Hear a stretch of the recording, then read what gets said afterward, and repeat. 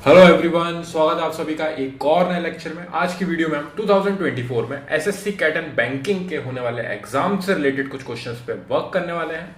हमारे quantitative aptitude में basics plus previous years questions पे वर्क करवाता हूं मैं हमारे इस यूट्यूब चैनल पे।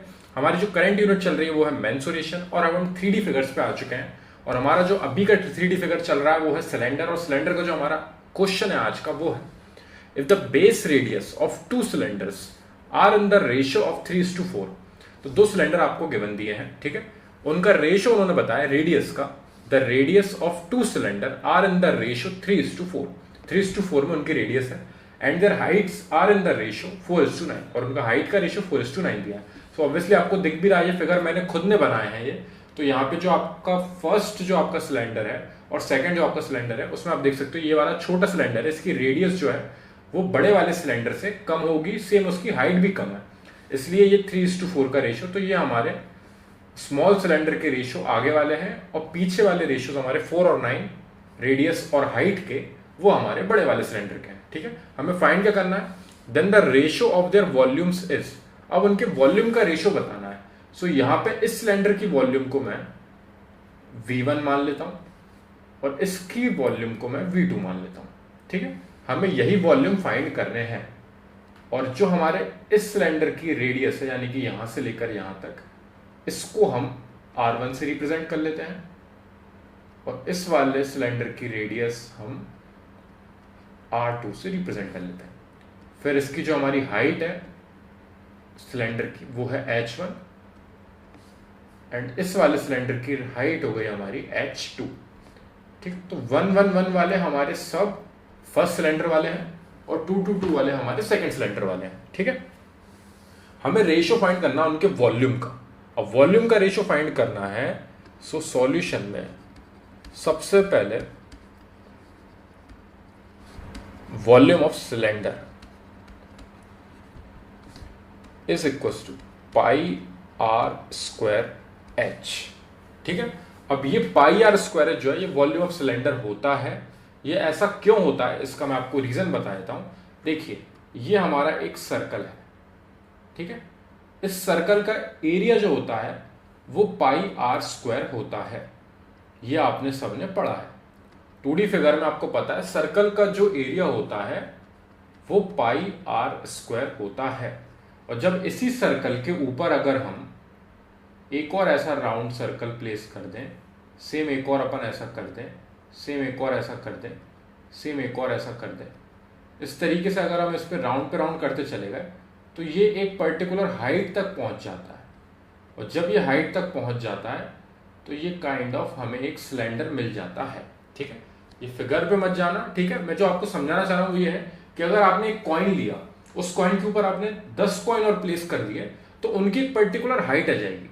तो अगर हम सिर्फ और सिर्फ सर्कल को कवर कर रहे होते, अगर सिर्फ और सिर्फ सर्कल को कवर कर रहे होते, यानी कि ये कवर कर रहे होते, तो हमारा पाई आर स्क्वायर होता। लेकिन हमने वहां पे बहुत सारे कॉइन्स अरेंज कर दिए, तो उसको एक पर्टिकुलर हाइट मिल गई। तो अगर आप सिर्फ उस सर्कुलर जगह पे कोई भी चीज रखोगे तो वो उसका एरिया हो जाएगा। लेकिन अगर आप उस सर्कुलर जगह पे चीज रखने के बाद उसको एक पर्टिकुलर हाइट तक और लेके जाओगे, यानी कि आपको मल्टीप्लाई करना पड़ेगा h का, तो वो आपका वॉल्यूम ऑफ सिलेंडर हो जाएगा।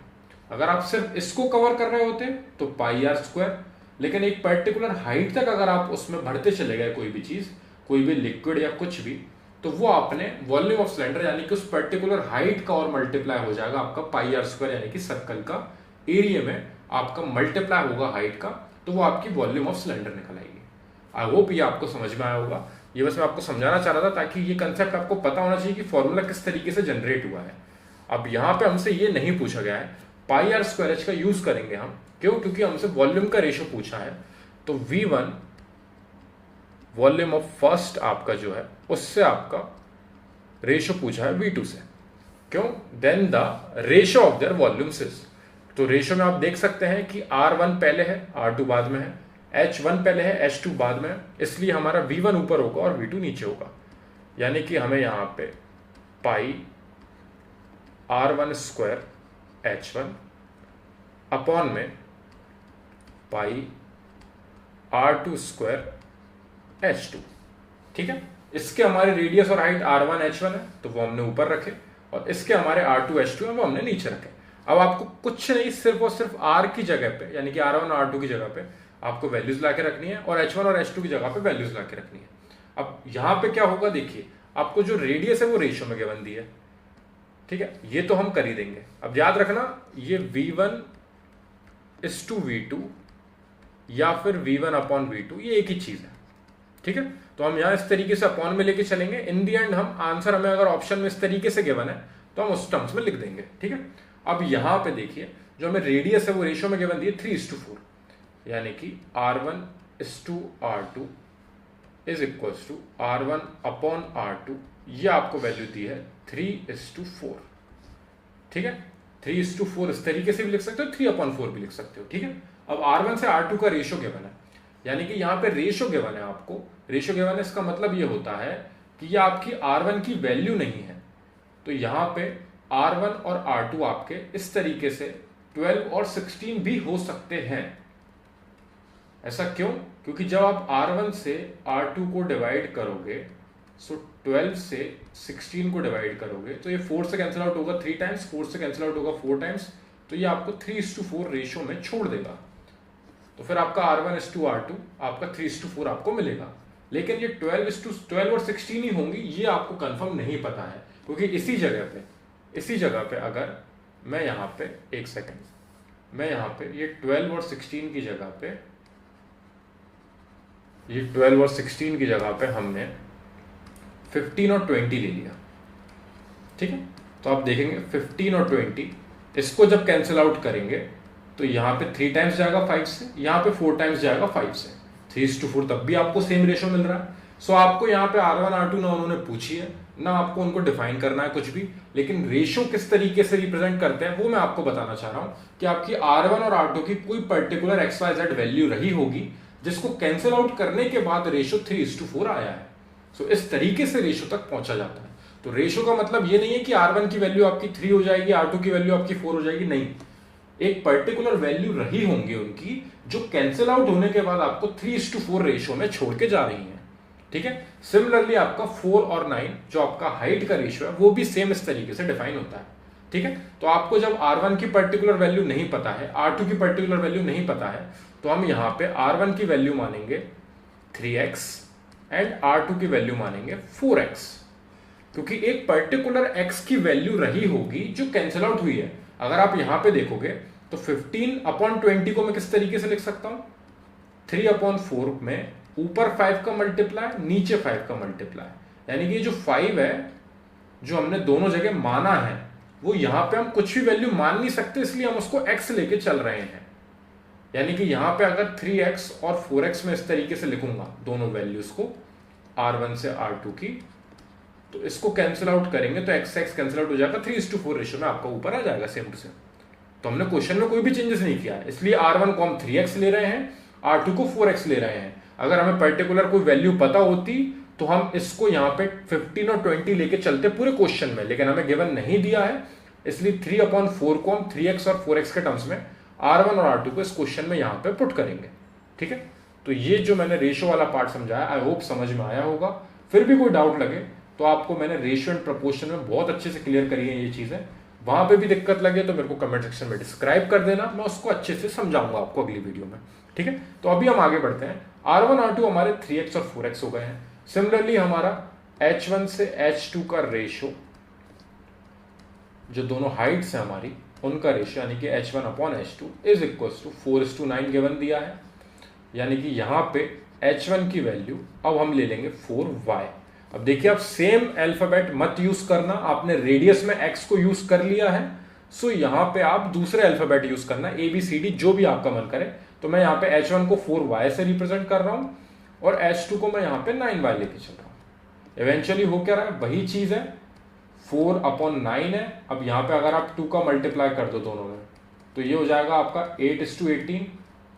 तो यानी कि अगर आपकी H1 8 है और अगर आपकी H2 18 है और दोनों का रेशियो आपको क्या मिलेगा 4:9। जब 2 से कैंसिल आउट करोगे तो आप देख सकते हो ये 2 जो है ये सिमिलर वैल्यू है जो कैंसिल हुई होगी, इसके वजह से आपका 4:9 रेशियो आया है।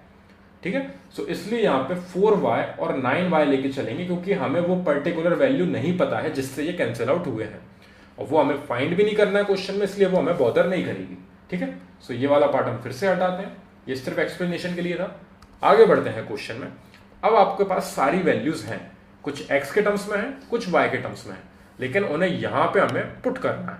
तो हम यहां पे पुट करेंगे v1 अपॉन v2, क्योंकि v1 से v2 का रेशियो पूछा है, पाई इंटू r1 की जगह पे, r1 की जगह पे हमारा आएगा 3x का स्क्वायर इंटू h1 की जगह पे आएगा हमारा 4y,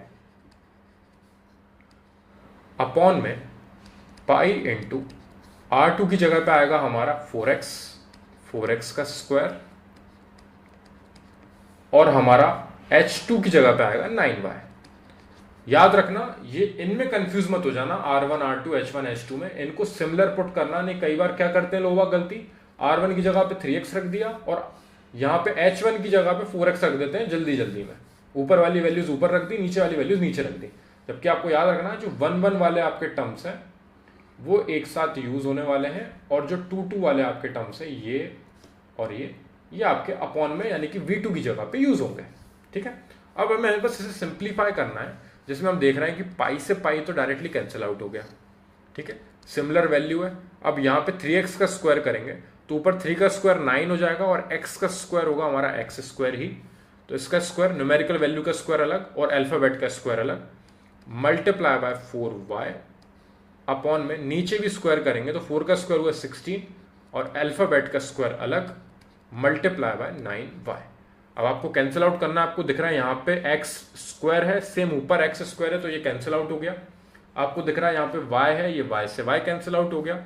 आपको दिख रहा है ये 9 है, तो ये 9 से 9 कैंसिल आउट हो गया, और 4 1 4, 4 4 16, इतना कैंसिल आउट हो सकता था। यानी कि 1/4 आपका आंसर आ रहा है, यानी कि 1:4 आपकी वैल्यू आ गई है v1:v2 की।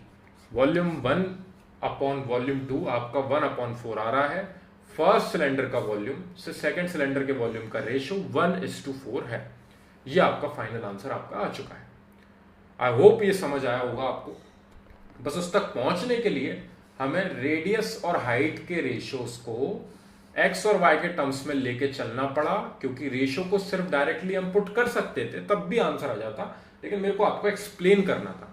तो आप जब भी नेक्स्ट टाइम क्वेश्चन करोगे इस टाइप का, तो आपको क्या करना है, यहाँ पे x और y नहीं लेने हैं। क्यों? क्योंकि वो x और y इन दी एंड जाके कैंसिल आउट हो जाते हैं। पर कभी कभी होता है कि कोई सा x y बच जाए, लेकिन ऐसा नहीं होगा कोई भी पर्टिकुलर क्वेश्चन में। देखना आप यहाँ पे जिस तरीके से रेडियस का स्क्वायर हुआ तो x का स्क्वायर हुआ तो वो कैंसिल आउट हुआ, सेम y से y कैंसिल आउट हुआ। तो अगर आप डायरेक्टली, क्योंकि आपको इतना सारा प्रोसेस नहीं करना है वहां पे एग्जाम में, ये सिर्फ समझाने के लिए है, क्योंकि अभी हम बेसिक्स पे वर्क कर रहे हैं, फिर हम जल्दी स्पीड में ट्रिक्स पे वर्क करेंगे किस तरीके से जल्दी क्वेश्चन को सॉल्व करना है। 2 सिलेंडर है, वॉल्यूम का फॉर्मूला होता है हमारा पाई आर स्क्वायर। पाई आर की जगह पे 3 है तो 3 का स्क्वायर 9 हो गया, इंटू एच की जगह पे आपका 4 है, ये 4 आ गया, अपॉन नीचे पाई इंटू आर का स्क्वायर। रेडियस सेकंड वाली की रेडियस कौन सी थी, 4 का स्क्वायर आपका 16 हो गया, और हाइट इसकी कितनी है 9। ये 9 से 9 कैंसिल आउट हुआ, पाई से पाई कैंसिल आउट हुआ, 4 1 4, 4 4 16, 1:4 आपका डायरेक्टली आंसर आ गया। आप डायरेक्ट ऑप्शन टिक करोगे तो ये इतना आपका 10 से 15 सेकंड यूज होगा इस क्वेश्चन को सॉल्व होने में। लेकिन वही प्रोसेस किस तरीके से हुआ वो समझाना जरूरी था, क्योंकि आपको समझ में आना चाहिए। फिर धीरे धीरे जब आप प्रैक्टिस करोगे तो आप डायरेक्टली इस स्टेप पे पहुंच जाओगे। तो आई होप ये क्वेश्चन आपको समझ में आया हो। फिर भी कोई डाउट हो अगर इसमें, तो मेरे को कमेंट सेक्शन में जरूर डिस्क्राइब करना, ताकि मैं उसको पहले सॉल्व कर सकूं और फिर हम नेक्स्ट क्वेश्चन पे बढ़ सकें। Thank you very much for watching this video.